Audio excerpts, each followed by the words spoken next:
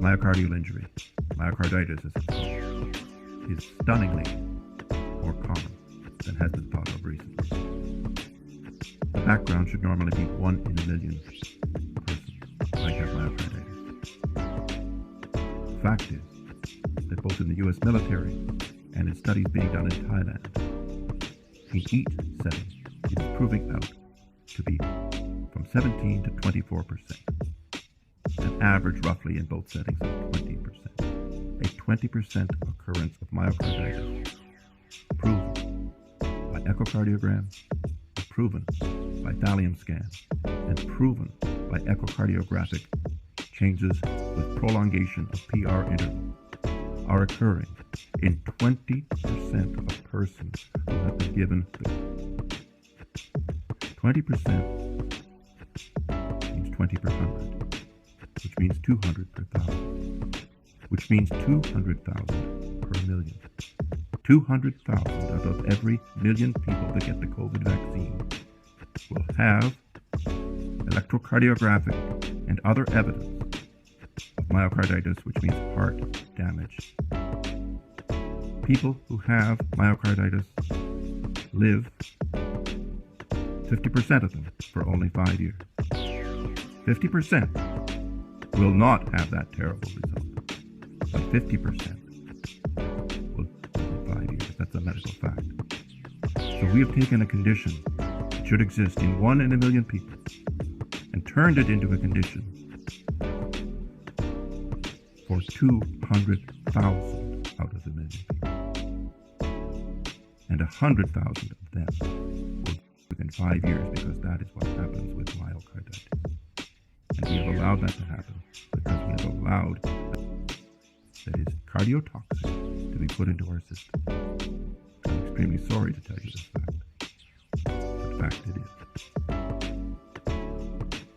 God bless us all. This is Dr. Chris Allen Shoemaker from Toronto, Canada. Now, you guys heard Dr. Shoemaker and his response to his fact, basically his fact to the response of what's been going on here lately. And the biggest takeaway from this is before 2020, I'll just say that I'm trying to use my words very, very, very, very closely, y'all. So please bear with me, because I'm trying not to get flagged or get this video taken down, because this is something that needs to be out there, and I want everybody to know what's going on. So prior to 2020, it was a case of 1 in a million. Do you hear me? 1 per million who suffered from any heart issues or from these heart issues. Now, that number has risen between 17 and 24%, which is a 20% average, right? And basically what he's saying is 20 people out of 100 people, 20 people will probably get this and it'll be their demise.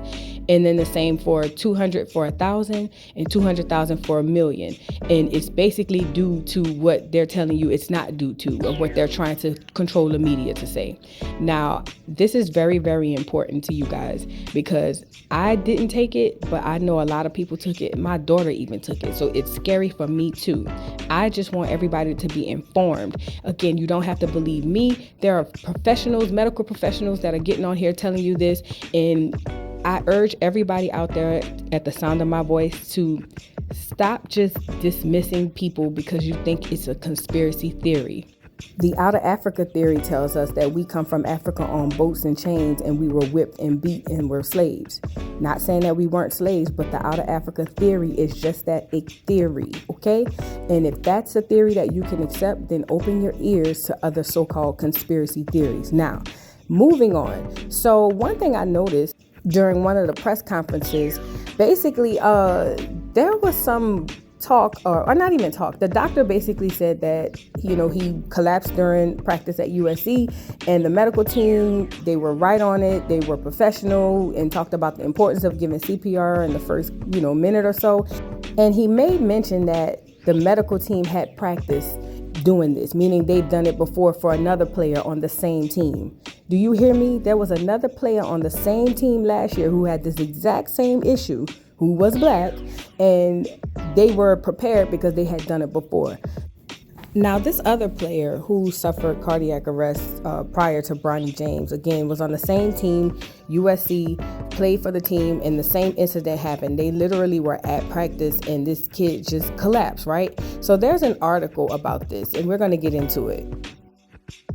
So this article basically says USC's Vince Iwuchukwu, I'm sorry if I messed that up, reveals he suffered cardiac arrest this summer. And this was in September of 2022. So it says USC freshman Vince Iwuchukwu revealed on Thursday that he suffered major heart failure and collapsed during an off-season team workout on July 1st. He was rushed to Cedars-Sinai Medical Center in Los Angeles. He told CBS Sports' Matt Norlander, where he was hospitalized for a few days. So, okay. This is the second player on this team to just all of a sudden just drop from these cardiac issues. You know what I mean? And I'm scratching my head now. Now I'm saying, well, what's going on? Well, the school has responded, and they goes on to say, basically, a variety of problems could have caused the impending USC freshman combo guard Bronny James to have cardiac arrest during a Monday workout on campus, including chest pressures, oversized heart, muscles, physical exhaustion, and coronary heart disease. The possibility exists that this could mark one of many instances of heart damage following a C infection. Okay, so the school basically responds to this, giving you all of the different things that could have caused this sudden horrible incident. But at the end, they basically said, hey, and it could also be that, the jibber jabber, or not even a jibber jabber, the thing itself, if it makes sense. It's just so unfortunate because most people won't even hear that out. Most people won't even hear it out. And now that the censoring hasn't been as bad as it was during the Panorama, people are able to comfortably speak out a little more. And I think that's so important that we have that voice to do so. Now, I'm hoping, I'm treading, the line with this. I'm on thin ice. I'm just trying not to get in trouble for saying, something that they might quote as misinformation. But again, I'm giving you doctors' responses and everything. And there's another doctor that I want to share with you with his viewpoint of it as well. But before we get into that, let me let y'all listen to this news article right here. And it's going to basically discuss the difference between cardiac arrest and heart attack, because people think those are the same. And basically, cardiac arrest is when the blood stops pumping, you stop getting blood pumped to your heart. And heart attack or heart failure is when it stops beating. But let me let y'all listen to this conference, and then I'll come right back. We are learning more about an alarming health scare involving the son of LeBron James. Bronny James is now in stable condition after suffering a cardiac arrest Monday during a practice for the University of Southern California. So the question we're all wondering, how could this happen when he was just 18 years old? Jonathan Vigliotti has the story. This morning, concerns over whether Bronny James, one of the most recognizable basketball recruits ever, will still be able to play. This after being rushed to the hospital and admitted to the ICU. A family spokesperson saying Bronny is now out of intensive care and is in stable condition. The son of LeBron James, Bronny James, made it official on Saturday, committing to USC. Bronny, the elder son of LeBron James, the NBA's all-time leading scorer, was a top recruit of Sierra Canyon High School in Los Angeles. In May, he announced his decision to play for USC and was at a practice when he went into cardiac arrest. A sudden cardiac arrest occurs when an electrical malfunction in the heart causes it to stop pumping blood to vital organs. It differs from a heart attack, which occurs when a blocked artery prevents oxygen-rich blood from reaching the heart. How dangerous is a cardiac arrest? And the inability to supply blood to the rest of the body essentially is a cause of death. It's very important to get care immediately, to call 911, to start compressing. So you guys heard that little, I guess, news clip basically talking about the incident and him committing to USC. And it just sucks because it's just like these are young children, young kids who are now like dropping all of a sudden. And it's not just him, it's other people, but he's under a larger or on a bigger stage because of who his father is. But ultimately it's sickening and it's sad.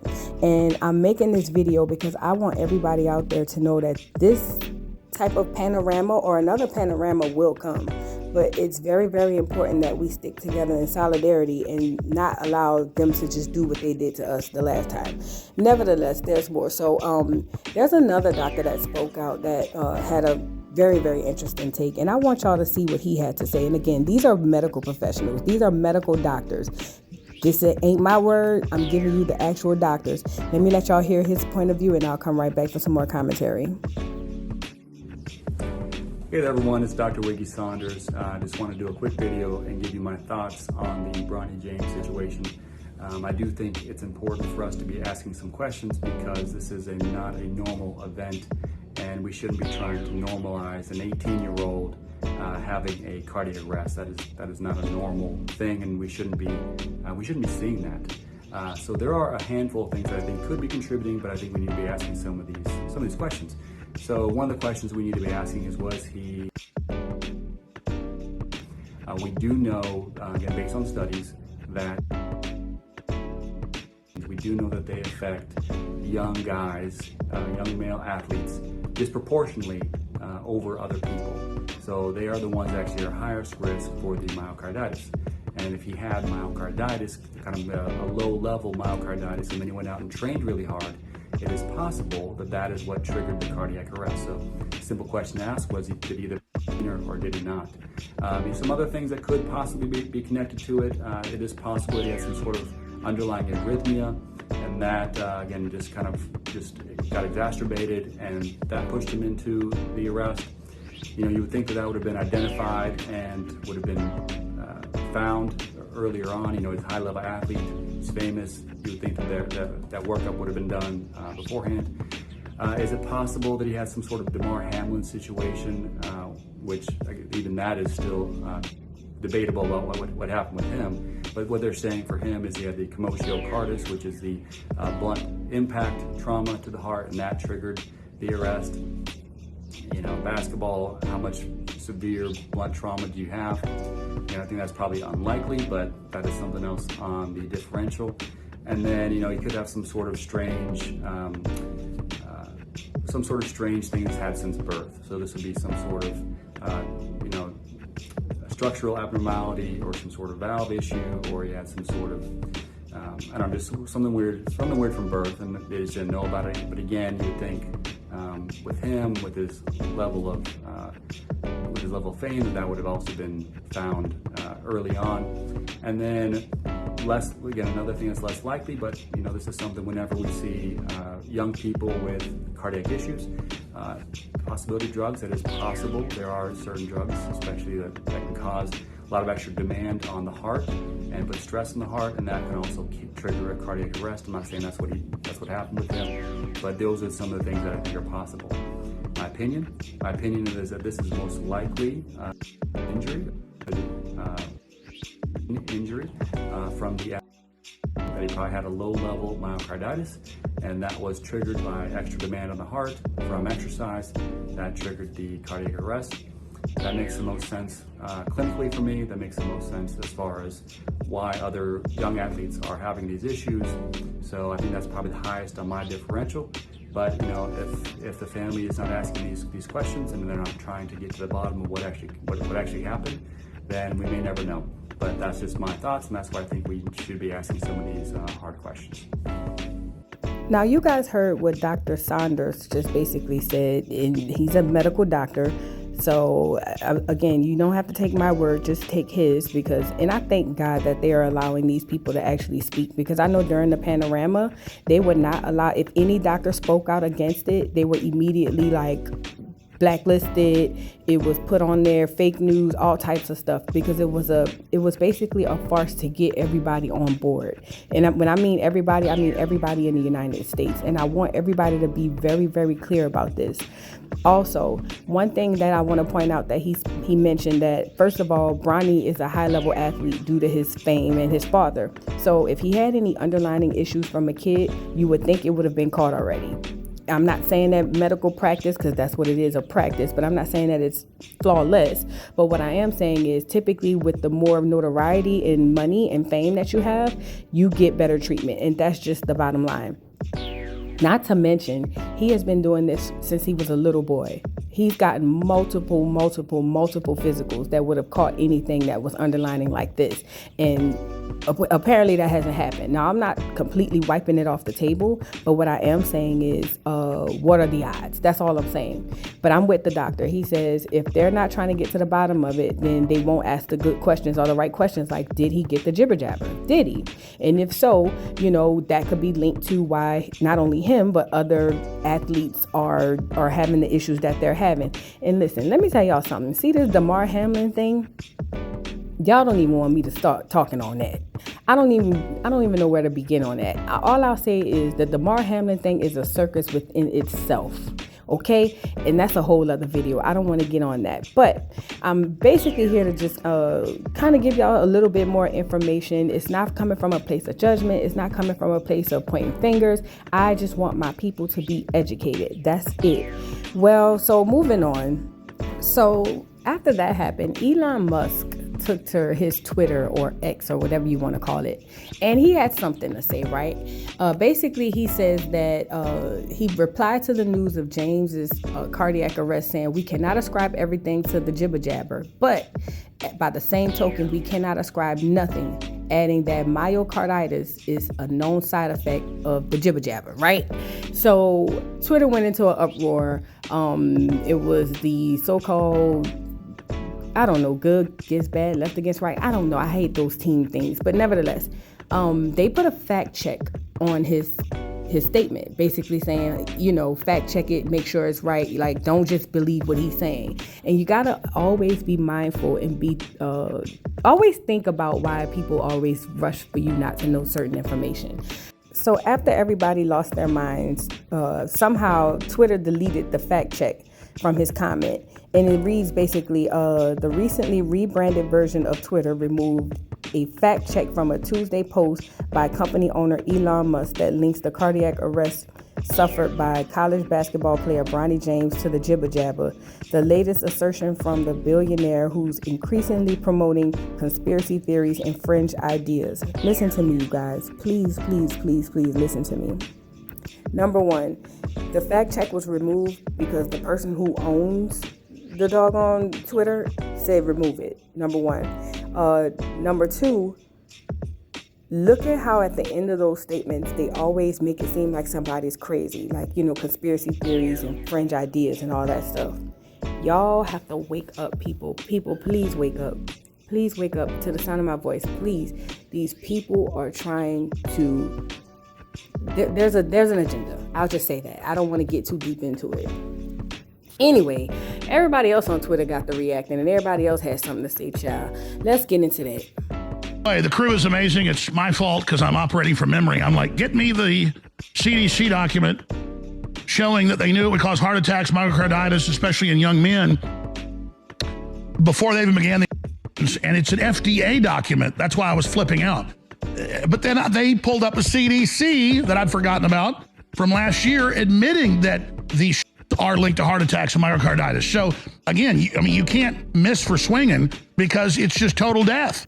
Another person took to Twitter sharing the news about Bronny and says, don't let them normalize 18-year-old athletes having heart attacks. Did Bronny James take the jibber jabber? People deserve to know. And that is very key. And what I do know and what I can say for a fact, NCAA rules require, do you hear me? Listen to the sound of my voice. I don't know if it is still today, but I do know it was originally. I'll just say that. But NCAA rules require that athletes take the jibber jabber in order to play. Now, I don't know if it would count for Bronny since he already probably took it in high school or something like that. I don't know the ins and outs of that. All I do know is that's what the requirement was. Another thing I want to bring to you guys' attention was in 2022, they put an end to basically reporting demises of people who were linked anything to the Panorama, right? Looking at this article, it says, end of Panorama Hospital demises reporting is incomprehensible, says U.S. health officials. On Wednesday, the U.S. Department of Health and Human Services officially ended its system for hospitals to report Panorama demises daily to the federal government amid a worldwide campaign to reduce the reporting of the Panorama demises in cases. The end of the hospital demises reporting came as the official U.S.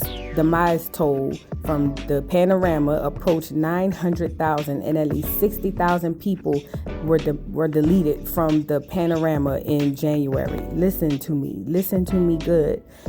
I'm trying to use other words because I don't want to get this flagged, but there were 900,000 people deleted from the Panorama in January or by January of 2022.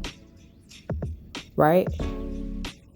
I don't believe those numbers are 100% accurate. I believe they are fudged because they needed the propaganda for everybody to go run down and get the jibber jabber. But ultimately, that is a huge number. Very huge. And just in January alone, 60,000 people were reported to be deleted due to the Panorama. That is major, guys. That is super, super major. We can ignore it and we can act like it's not what it is, but ultimately, the obvious is just the obvious. Now, another article states, more recently, there's recognition that even some of those Panorama patients not hospitalized are expecting cardiac injury. This raises concerns that there may be individuals who get through the initial infection but are left with cardiovascular damage and complications. Chief of the Division of Cardiology at UCLA, Dr. Greg Fanaro, commented per Williamson. The late consequences of that could be an increase of heart failure. Fanaro added, it is much safer if having symptoms that could represent heart attack or stroke to come into emergency departments than to try to ride it out at home. They warning you. And to see all these people on Twitter that are literally like taking this as a sign of disrespect to bring up what's actually going on behind the scenes. And again, you're hearing it from doctors, and myself included, but I'm not a doctor. You're hearing it from medical doctors yourself. For all those people on Twitter to literally get up there and be like, oh, this is disrespectful, y'all conspiracy theorists, all y'all want to do is just link this to that, and that don't have nothing to do with this. It could have been many of things, and it could have been a many of things. But what is the common denominator? I mean, we could get into the mental health aspect of it too, and the blood clots. That's a whole other story. Because let me tell you something, mental health or mental illness, because mental health is when you're healthy. Mental illness has been off the charts. Do you hear me? We can get into some things if y'all want to get into it, but that's a whole other video. I'm going to say this and I'm going to let y'all have it, and I look forward to your comments in the doggone comment section. Let me say this. Don't feel bad if you got it. If you got it, you got it. There are ways to detox. There are ways to do other things. Don't feel bad. But please stop disregarding when people are telling you certain things that you just automatically feel to be false. What I've learned in this journey so far in my life is that when everybody agrees on something popular and shuns the unpopular is probably the truth, while the popular is probably the false, if that makes sense. Anyway, my prayers go up to Bronny. I hope that he's okay. I hope he's able to play moving past this, because the other guy from USC, he was able to play. And he's back on the roster from what I understand. But I'm hoping Bronny is able to play. And not only that, I'm hoping he can be healthy after this. They've tried a lot for black people or on black people, and we tend to beat it all. So I'm hoping my boy Bronny could come up after this, and everything, goes well. And my prayers go out to the family, my deepest sympathies. And y'all drop down in the comments and let me know what y'all think. Let me know if you think I'm tripping. I hear it. I ain't tripping. If you think I'm tripping, if you think I'm wilding, that's fine. But at least hear me out. Please don't forget to like, subscribe, hit the notification bell, follow me on TikTok, and I'll see y'all later. Bye. Mr. Carroll, how you give the voodoo dog time to talk? I don't get no fucking time to talk. Who the voodoo doll is? The nigga you just had up here.